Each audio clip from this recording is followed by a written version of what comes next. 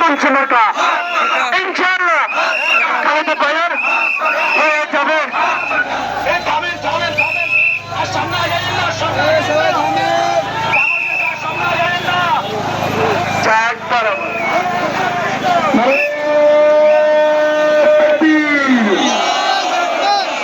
আমরা চুপ থাকবো। এই শ্রমিক স্বতন্ত্র একেবারে শোনেন, আল্লামা খালেদ সাইফুল্লাহ একটা পরিচিত মানুষ, পরীক্ষিত মানুষ। আগামী দুদিন প্রচারণা বন্ধ। কেন? পৃথিবীর সবচেয়ে বড় আদালত মানুষের বিবেক।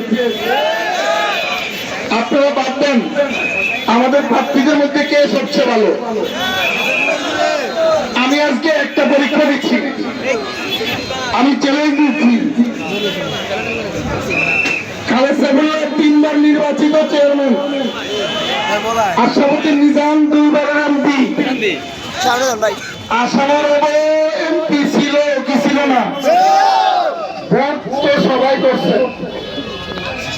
বুকে হাতে বলেন তো, আল্লামা খালেদ সাইফুল্লাহর 3 ভোটে আমি দায়িত্ব নিয়ে আল্লাহকে সাক্ষী রেখে অসংখ্য বলতে পারি, কোন ভোটে কোন একজন পুলিশকে 1 টাকাও ঘুষ দেয় নাই।